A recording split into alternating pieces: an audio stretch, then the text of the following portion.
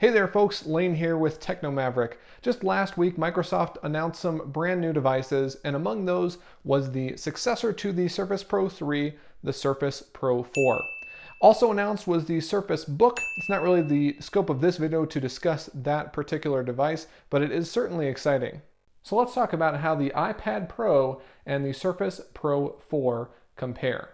So first of all, why compare these two products? They're obviously very different.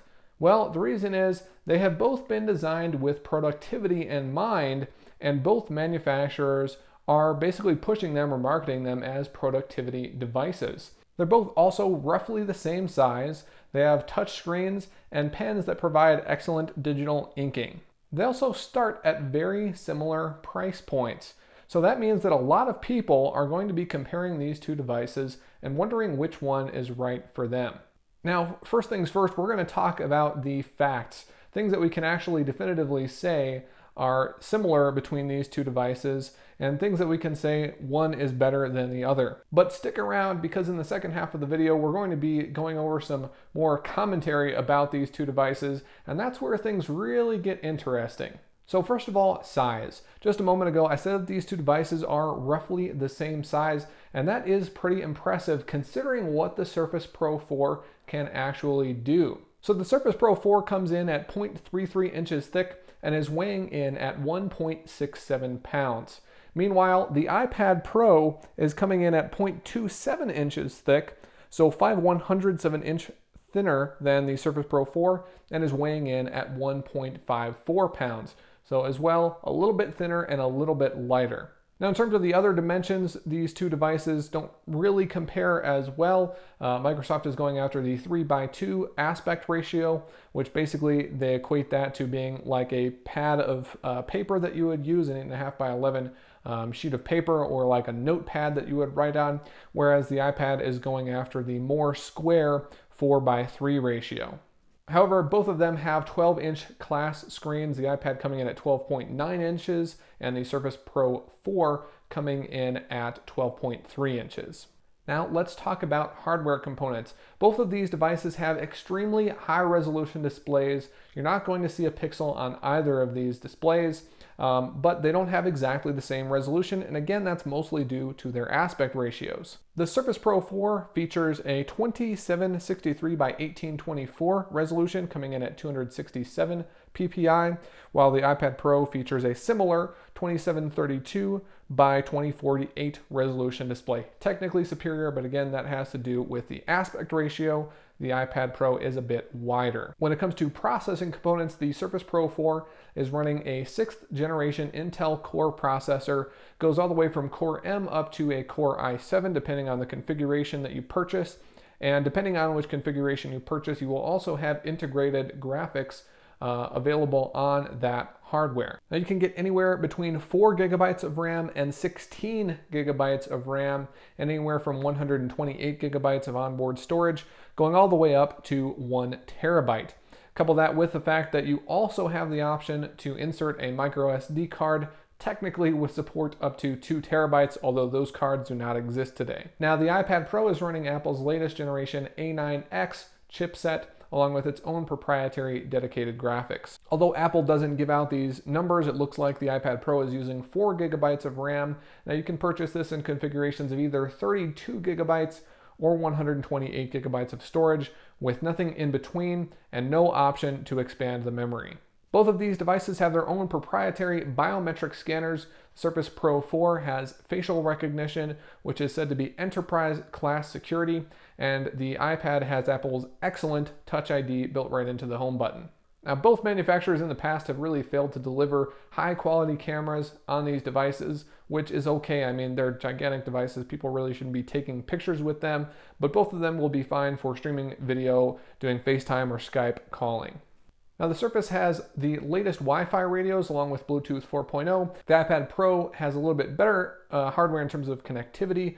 They also have the latest generation Wi-Fi radios, Bluetooth 4.2, and also the option of purchasing a device with connectivity for 4G LTE and HSPA+. The Surface Pro 4 also features a continuous kickstand hinge that will enable you to use the device like a laptop, prop it up on your desk or in bed or things like that. The iPad Pro does not. The Surface Pro 4 features two front-facing stereo speakers which have Dolby sound built in. If they're anything like the Surface Pro 3 speakers, they will be, pretty good. They do get pretty loud. These are said to be louder. The iPad Pro features some very interesting speakers. There is actually one speaker in each corner, and it will dynamically change the audio depending on how you hold the device to also deliver stereo sound. And Apple claims that these speakers are much louder than those in the iPad Air 2. All right, now let's talk about the accessories. And in this case, this is really what makes these devices special. These are tablets, but they're huge. You really need great accessories to make them useful, since you're not really going to be holding them in your hands and interacting with them that way most of the time. Now, both of these tablets do have first-party accessories available. When it comes to Microsoft, they ship the device with the Surface Pen, which uses N-Trig technology, which Microsoft now owns, to deliver 1024 levels of pressure sensitivity in the screen using the Surface Pen, which again is included. They also have their own first-party keyboards, which are said to be fantastic. We haven't had our chance to get our hands on those yet, but Microsoft claims that it's the thinnest and lightest of their type covers yet, and then also that it is a better typing experience. And that looks to be the case. They also have a large trackpad, since the Surface's software does support native mouse control. Apple has the Apple Pencil that can be used in conjunction with the iPad Pro to supposedly deliver really excellent inking. We haven't had a chance to try this out yet, and really it's the first time that Apple has ever done this, so we'll have to see how great it is. I'm guessing that it's going to be, really good. It's going to be a great experience for artists, especially, just like the Surfaces have been in the past. Now, each of these pens from these different manufacturers have their own kind of special, unique twist on them. The latest generation Surface Pen from Microsoft does have an eraser on the back end of it, so you can just turn the pen around to start erasing, and then it also has a couple of buttons for selecting and doing other things like launching OneNote. Now, the Apple Pencil does not have a dedicated eraser, but it's unique because it offers tilt sensitivity. So in certain applications, you'll be able to tilt the pencil to one angle to get a different effect. So this will be most useful when it comes to artistic applications. How useful, I'm not really sure. I know I do a lot of 2D work in Photoshop, and I prefer to have more specific control, but there are some natural artists out there that try to make digital art that is more natural feeling. So that may be a good thing for some artists, not really important for most people though. Now, when it comes to storage, the Microsoft Surface Pen can just be magnetically attached to the side of the device. We'll have to see how strong that connection really is. Apple offers no form of connection at all. The Surface Pen is very superior in terms of its battery life, said to last for about a year. My current Surface Pen with my Surface Pro 3, I've never had to change the batteries, and I've had it for a year and a half, so I absolutely believe Microsoft's claim. The Apple Pencil will need to be charged probably every few days by heavy users, and the way you charge it is by plugging it into the end of your iPad, which seems dangerous for a lot of reasons. I imagine people are going to be breaking that, and Apple will probably have to find a different way to charge it with a next generation device. Now, both of these devices, when coupled with their pen, do support palm recognition, so they should be pretty much on par in terms of the artistic experience when you're using these styluses. Now, when it comes to performance, it's difficult to really compare these two devices because they're handling completely different operating systems. Windows 10 is a desktop operating system which uses more memory to just keep things going. The iPad obviously runs a mobile operating system. So in terms of performance, when you're measuring it in a benchmark, it'll be hard to really compare. However, both of these devices will perform exceptionally well at the tasks that they are really designed to do. The Surface Pro 4, on the one hand, will be excellent for editing photos, videos, surfing the web, creating documents, things like that. The iPad Pro, on the other hand, will probably be very good and very fast when it comes to browsing the web, watching videos, creating digital art, and some dedicated applications that are made for that on the iPad Pro. So they'll both perform exceptionally well based on what they're really designed to do. Now let's start with price because this is where things get really crazy. To be fair, the Apple iPad Pro does start at a lower price point of $800, whereas Microsoft's Surface Pro 4 starts at $900. However, there's a big gap in terms of what you get. At $800, Apple's iPad Pro offers only 32 gigabytes of storage and includes no accessories. That means even the Apple Pencil, you don't get that in the box. Microsoft Surface Pro 4 starts with 128 gigabytes of storage, although it will obviously be closer to about 95 after the operating system and Microsoft's apps that they have installed when you take it out of the box. But they also do include the Surface Pen. So right off the bat, for $100 extra, you also get the pen, which Apple charges $100 for, and you get a lot more storage. In reality, few, if any, people should be buying the iPad Pro at the $800 configuration. 32 gigabytes is simply not enough storage for the kinds of things you're going to be doing on this device. This device has a huge high-resolution display. Applications are going to take a ton of space, and if you're actually going to be using it to do things like editing movies, creating digital art, the things that Apple wants to sell this device to you to enable you to do, you shouldn't be using a 32 gigabyte model. If you're going to be editing movies, for instance, you're going to have absolutely no room. You're constantly going to be transferring files on and off of the device. So no one who is in their right mind should even consider buying the 32 gigabyte model. So if you ask me, we have to leave that device completely out of the equation. That's just for people who maybe are too impatient to wait for the next option to be available if they can't get a pre-order in for the 128 gigabyte version.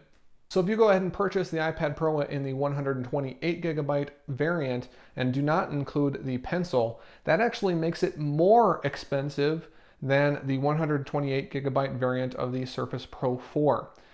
And again, that doesn't include the pen. So for $900, you can purchase the Surface Pro 4, get 128 gigabytes of storage, and have the pen included. For $950, you can purchase the 128 gigabyte variant of the iPad Pro and still not have the pen. However, we should also consider that nobody is going to purchase the Surface Pro 4 without the keyboard, so we need to add another $130 to the price there. So that puts these devices a little closer to being on parity with each other. The iPad Pro can be used without a keyboard, and I think it's likely people will purchase it and not buy the keyboard, whereas that's completely really not even an option when it comes to the Surface Pro 4. However, there's another crucial thing that we should be considering when we're comparing these two devices. Both of these claim to be productivity devices. The Surface Pro 4 does a good job of being that. First of all, it has native keyboard and mouse support on the operating system. Apple does a pretty good job with keyboard support, but mouse support is non-existent, which means that if you're going to be using this device in a productivity landscape, you're constantly going to be needing to reach up and touch the screen.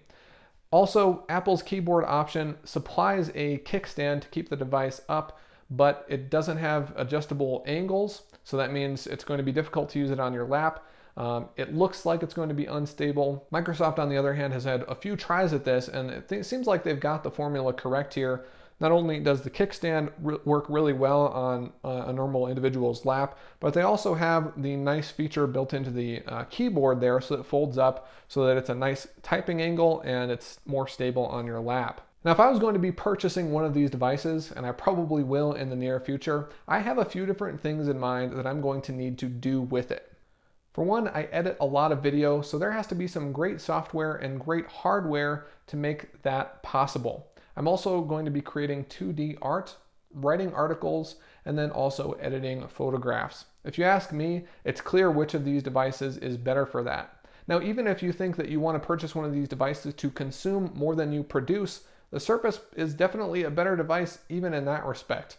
I currently use my Surface Pro 3 a lot to watch Netflix and Hulu Plus and YouTube and things like that while I'm in bed. The iPad doesn't have a kickstand, which means you're going to need to hold it up. And even though it's slightly lighter than the Surface Pro 4, it's not comfortable to continuously hold a tablet up or prop it up against a pillow and things like that for a couple of hours. It's just not practical, which means you're going to need to purchase something to put around your iPad to make it stand up. And even Apple's solutions, even though they've had several years to figure this out, my iPad Air still topples over when I'm trying to watch things in bed. Happens all the time, literally every single night. It falls over. My Surface Pro 3 does not fall over. So if you ask me whether you're considering consumption needs or production needs, the Surface Pro 4 is generally speaking a better device. With that said, the iPad Pro is still a great device, and I think there are people out there who will like it better, regardless of the fact that the Surface Pro 4 can do a lot of things way better, even the things that Apple intends for you to do with the iPad Pro. For one, even though Windows 10 has come a long way towards making Windows touch-friendly, it's still not there yet. There are some bugs and different things that make it kind of difficult to use the Surface Pro 3 and no doubt the Surface Pro 4 as a tablet device. With that in mind, the software support is still not there, although things are improving quite rapidly. The iPad, however, runs a tablet-optimized operating system, and third-party developers are going to be all over this thing. There are going to be, no doubt, thousands and thousands of apps that support this device within months of it coming out. So if you're going to be focusing on using a device as a touchscreen, as a tablet, the iPad Pro is still going to be a better option. Couple that with the fact that it is a little bit thinner and a little bit lighter, it's probably also going to be a little bit more comfortable to hold. Regardless, I still think the iPad Air 2 is better for that. If you're going to be purchasing a device with that in mind, using it as a tablet and occasionally doing productivity things on it like creating documents or editing photos, I think the iPad Air 2 is still a better option, especially considering it's much, much cheaper. Now, a lot of you know me as a Microsoft guy. I should have you know that I do use iPads and iPhones and things like that all the time. I love Apple just as much as I love Microsoft, but I just think the Surface Pro 4 is a better buy for the average consumer. So let me know what you think though. If I'm wrong and I've missed something, leave me a comment below. If you enjoyed this video, whether you agree or disagree with me, please give me a thumbs up. It helps out the channel a lot. Thanks so much for watching.